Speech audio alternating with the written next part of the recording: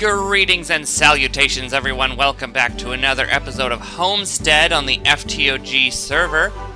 We're starting in the plushie hallway today because I got two new plushies from a wandering trader. We got the Rod plushie and the Tokami plushie. Normally, not a huge deal.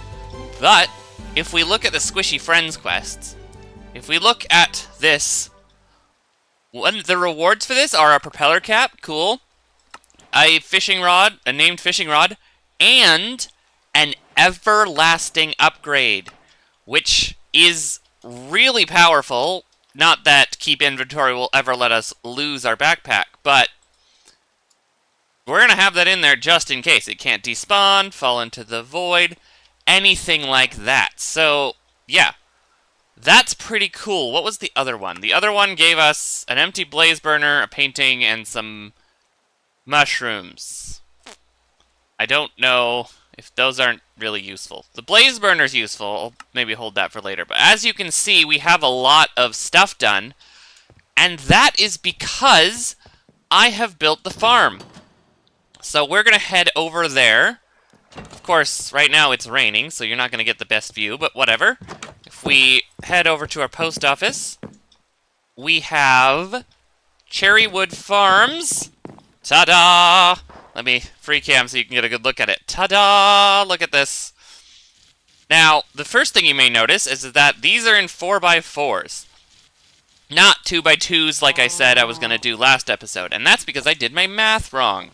See, 22 times 2 is 44 blocks, but I only had 11 per side, which resulted in 4 of each. So we actually have more crops now. Let me just take you on a tour and we'll end underneath with the big show. We have here a cow for milk. We have an egg farm here, which is actually producing quite nicely. Only one chicken and one of each kind of... No! Oh, come on. My mouse sticks sometimes, and that was the worst possible time for my mouse to stick. Okay. Chicken, come back. This is not how I wanted to start this episode, but whatever. Chicken. Nope. Chicken, stay. Duck. Stay. Nope. No. Stay here. There we go. I also realized that I put a duck down here to fend off a pillager raid at one point, and it has wandered away. But it is still leaving eggs. It was the duck of the other color. Well, goodbye, duck. That's fine. Whatever. I don't know where it is. But yeah, this is for eggs and milk, because we're trying to create as many of our products here as we can. If we head over here, we'll see water wheels. And that process is something there. We'll get there in a second. We have all our product and seeds on a wall here. Looking down in there through mesh. If we head up here, this connects to the thresher down there. I'll come back and show you this when we're looking at that. But this is powered by those water wheels in there, a 128 speed gantry shaft that controls this thing that will move once per day, essentially. Move back and forth into here, and when it comes here, it will contact this item hopper, which will flow into this drawer bank. And here we have our tomato seeds, our pumpkin stem, our melons, and our hops. Those are the ones that last episode we determined would not work with the traditional harvesters. So we have this set up here. We have barrel, that connects to the hopper. We have harvesters on each side, and saws for the melons and pumpkins. I did this so it could move back and forth. There was a problem where it would be coming back and it would get stuck on a melon or a pumpkin. So that's why there's a double-sided setup here. This sequence gear shift is set to go 128, and this is important. Because the gantry shaft, you can set the sequence gear shift to turn a certain amount of distance, but that does not actually count how much it has moved, only how much it rotates the shaft. So when the contraption stops to harvest a melon, that will still count. And it will stop, if I set it up to do the 11 or 12 blocks, whatever this is, it will stop in the middle because that finishes rotating, but that has been chopping melons and pumpkins, and it hasn't actually moved that far. So I put it to max, and that's more than enough to move this thing all the way back through, even with a full harvest of pumpkins. Remember this code, lime dye melon seeds. We'll come back to that later. But it looks like we actually might be hitting the perfect time to watch our thresher run. So let me sleep, and I will show you this. So if we actually come out here, just to... That'll go down that way. It will curve this way. Ugh.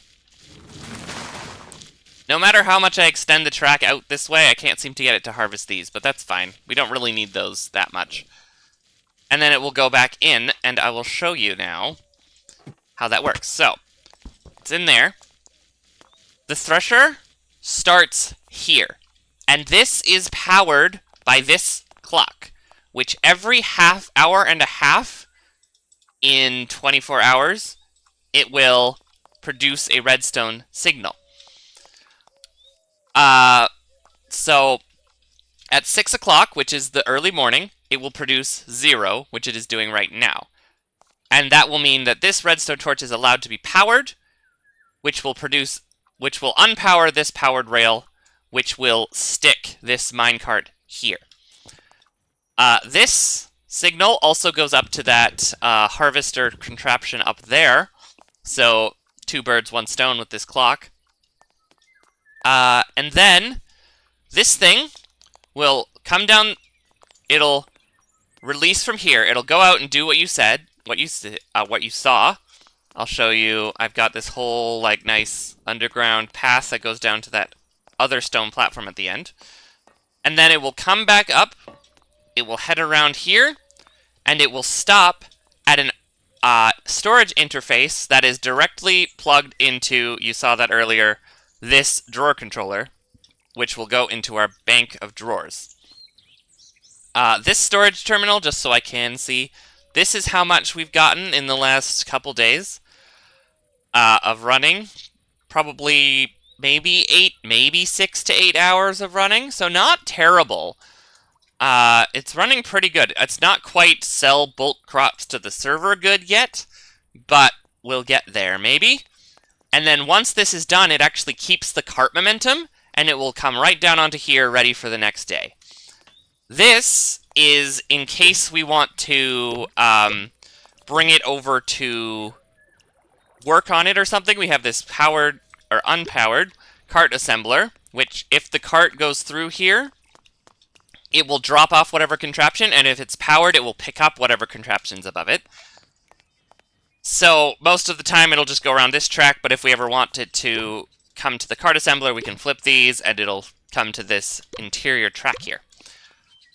I think that might be it for Cherrywood Farms. Yeah, pretty cool, actually. I'm pretty proud of the way the thresher works. I'm very proud of how this building looks. It's a lot of cherry wood. You could probably break it up a little more, but I like the way that the oak wood highlights this.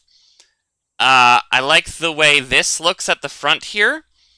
I originally was gonna build a building out here for the thresher to come in and out of, but I figured, hey, why would I do that to myself when I can just have it go in behind without having to come through this building? Because it was always going to come in here, but there was going to be a bigger building up here that I was going to have to find something to do with, and I don't have to do that now. So, yes. The plan now is I still need kiwis and thorn blooms. Those I don't know where I'm going to put. Maybe at the end there or something. I still need the cinnamon sapling, which is going to go up in the vinery. I need a kelp farm, I need a mushroom farm, And there's no good way to farm mushrooms. It's just mycelium, grow them with bone meal, and harvest them. I need bees, which will go up in the vinery, and cocoa beans will go up in the vinery. I also need sugar cane, actually. Sugar cane, because we need sugar for a lot of things. We need to do the sunflowers and the rice. I was thinking of maybe putting those here, but I haven't quite decided yet, because that dirt will show down below, and I don't want that. I think that about covers it. This is the farm. We fly over. I think right here is going to go the zombie and strider spawners, just because I need something in that space, and then, of course, the brewery and the restaurant will go here. Yeah. That's pretty cool, I think. But as you saw on the book that I just showed you, I've built the road. Not on the book. The general store, if we head over, are now... There's this wall of backpacks, and each of these backpacks contains one seed of everything produced at that farm. One per customer, and if you can take the pack if you really want it or need it, but if you can return the pack to the comment box, I will know that it is done and I can refill it, and then I can reuse it without having to make it. They are almost full. I don't have a sale for the vinery crops quite yet. Maybe in the future. I didn't want to spend the copper on these, because that's a lot of copper, because there's 18 of these backpacks. Honestly, that should be enough for the entire life of the server if everybody only takes one if they need it. But, you know, copper, expensive. Let's see, actually, how much copper I have in my mine. Let's check it out, shall we?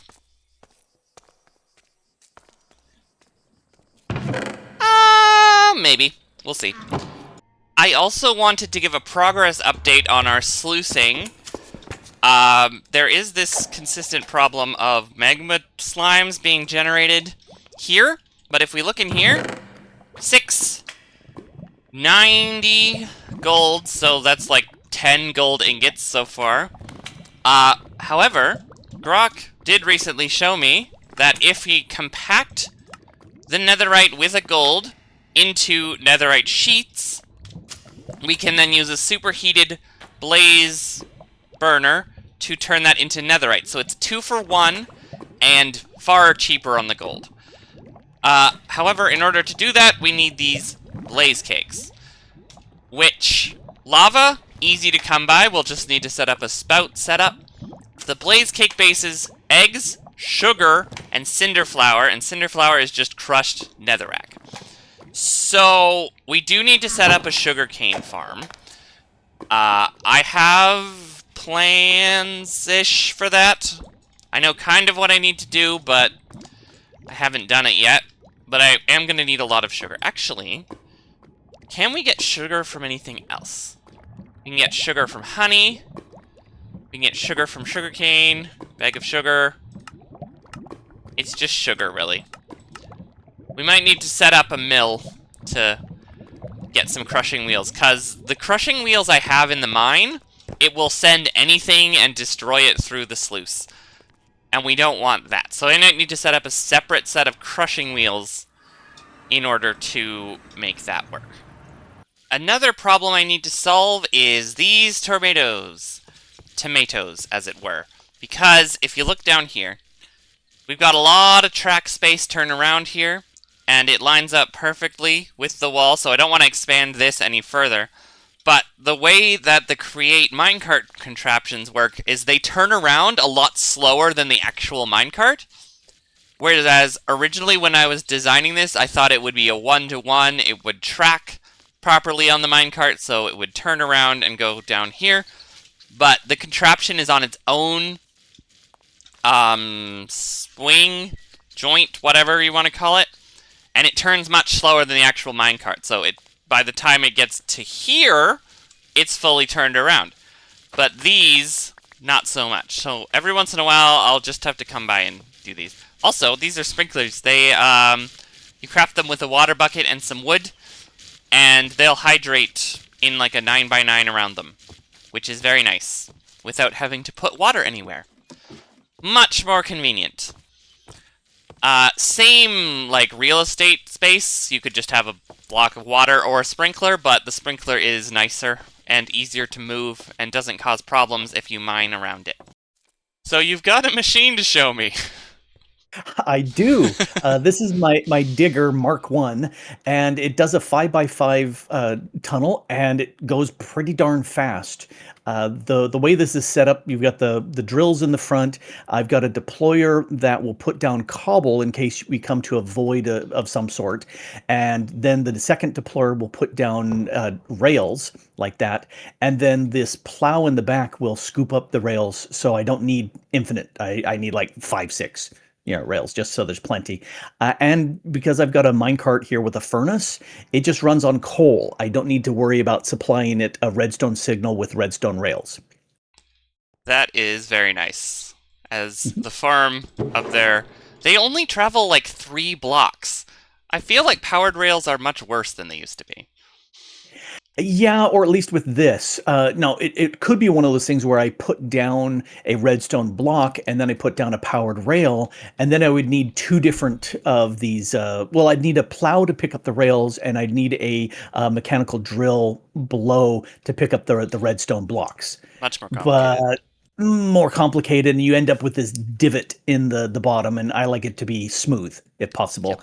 Yep. And I run around because I have no options in here for putting down torches to light things up, and I don't like mobs spawning all over the place. So I'll just run around and put down torches like crazy. But much easier than doing it by pickaxe. Yes. Now I do have some efficiency 5, and I've got haste 2 with my gloves, and so it's insta break. But this is much faster. Yes. I have an efficiency 10 pickaxe that I got from a quest reward. It's insane. That is insane. So you don't need the gloves, but yeah, I'm real cheap. In fact, I'll just run this for free. I'm going to strip mine underneath your base. I'll try to avoid your ladder, but no promises. Well, it's fine. So yeah, I'll mine up around here. I'm going to concentrate between Y15 and Y-15 because that's where the gleaming powder stuff can come, and we'll see how many of these I get. I'm just gonna go ham. Amazing. That will be much appreciated. I don't have a lot of time to do busy work on the server these days. Yeah. I've got AFK time. So, well, this won't be AFK. This will be me actually, watching it mine. But like brainless. It's lazy. Time. Yeah, very brainless. Yeah, I'll be watching movies on my other monitor at this time. It's the way to do it. Amazing. Well, whoa. That moves pretty quickly. Yeah, and all I had to do is just right-click the miner or the furnace at the bottom, and away it goes. I've had an idea the last couple days of maybe, if we're lucky, the Via Romana will accept stone blocks on a create contraption, and then you could do something like this and just build it up in the air and you could just fly. Because it doesn't check behind you, it only checks what you're going on, I've noticed. Yes. I was thinking about making mine shafts or railways, underground or through the nether. But Via Romana. If we put down stone bricks, that should work. Maybe. It'll depend on if it still reads it as stone brick on a contraption, which it might not. But even then, I think you could do a vanilla flying machine with pistons and slime blocks and stuff, and it would probably read that. Probably, but it would be interesting to see how it would work because it would be a quick and easy way to make a very long path without actually having to mine and place a whole path. Yes, because lazy. Yes.